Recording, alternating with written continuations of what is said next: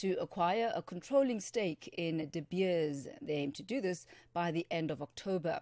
This as Anglo American, which currently owns 85% of De Beers, seeks to divest its stake as part of a restructuring launched 16 months ago. Africa's largest diamond producer says a majority ownership would mean greater influence across the global diamond supply chain and an opportunity to reinforce the value of natural stones. The Southern African country currently owns 15% stake in De Beers and half of the Debswana joint venture. For more on this, we joined on the line by an independent policy researcher and political economist, Kevin Tutani. A very good afternoon to you, Kevin. Good to have you with us on Africa in Business.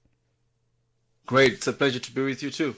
So we know that the natural diamond market has been under severe global pressure and strain with a decline in market value and how much each diamond can really cost with the rise of laboratory manufactured diamonds. In the background of that, I guess the question to start off with is, what is it that's motivating Botswana to opt for controlling stake in De Beers in an industry that seems to be declining?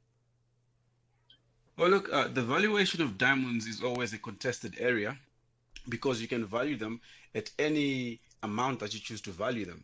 In South Africa, De Beers had a problem with other policymakers as well in South Africa because of the way in which it was valuing the diamonds.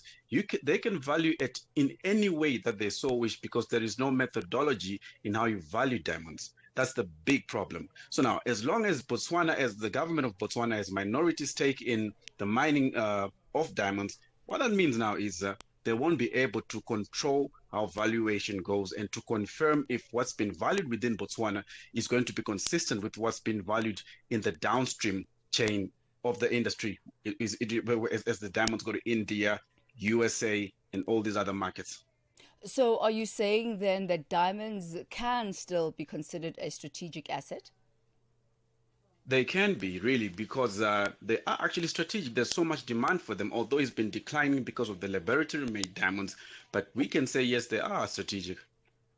Now, we've seen that Anglo American, they did delay the sale, and this is in the background of the prolonged slump in the natural stones market that we've been discussing.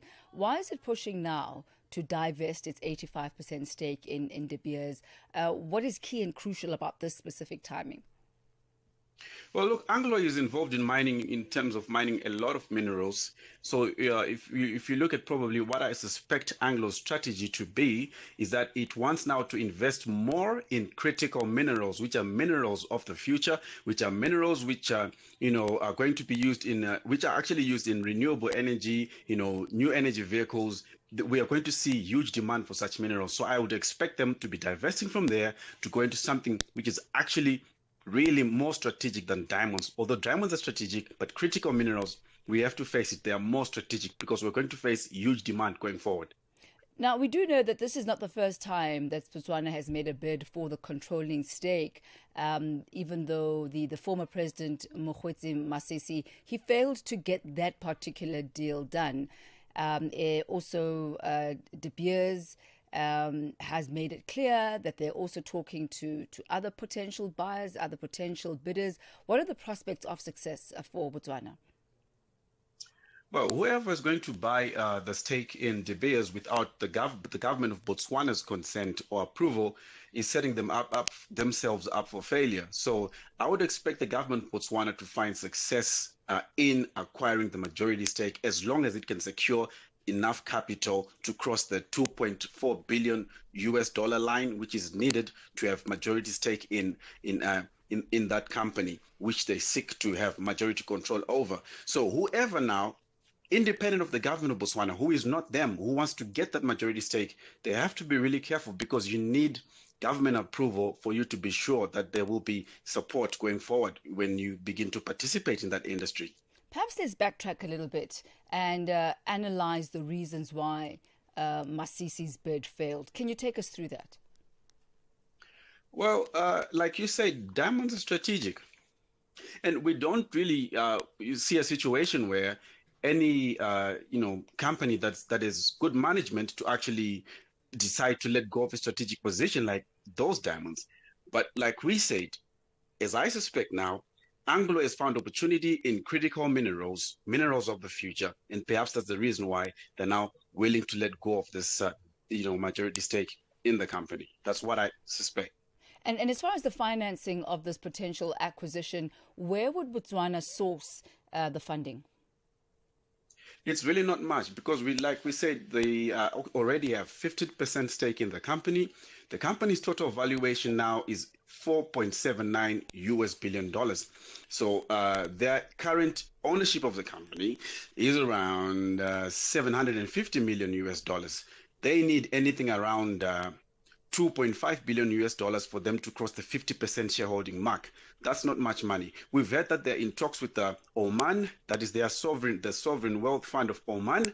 I think it's an emirate or a country. I'm not too sure, not too familiar with what's going on over there. So they are in discussions with Oman, right? They want to borrow from the sovereign wealth fund of Oman, and then they can repay that money. But if the government of Botswana were more strategic, I think these are such discussions they can also take to the IMF and seek for concessionary funding for this kind of developmental objective, because I think they can get more concessionary funding from the IMF, much lower interest rates, and it's easier for them to say they'll pay it back because this is a commercial enterprise that they want to invest in. This is not just in paying off other debt and any other. This is commercial enterprise. They'll be getting that money back to repay, as far as I would say.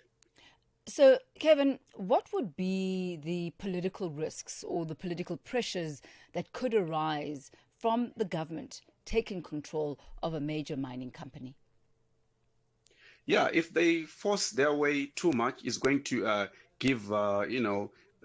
it's going to give insinuations of expropriation, along the lines of expropriation without compensation, expropriation with compensation, depending on whether or not they're going to pay for the full market value. But even if they pay for market value, they just don't have to press their way so much to get their way, because if they do, that's going to curtail domestic and foreign investment, because that's not a good climate for investment as long as the government is forcing its way too much into business. So they have to be careful so that they don't force their way too much to get their way.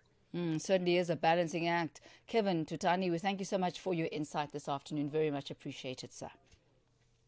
Thank you. Thank you. That's Kevin Tutani. He's an independent policy researcher and political economist on Botswana, the government lifting up their hands, expressing an intention to acquire a controlling state in De Beers. It is 23 minutes after 4 p.m.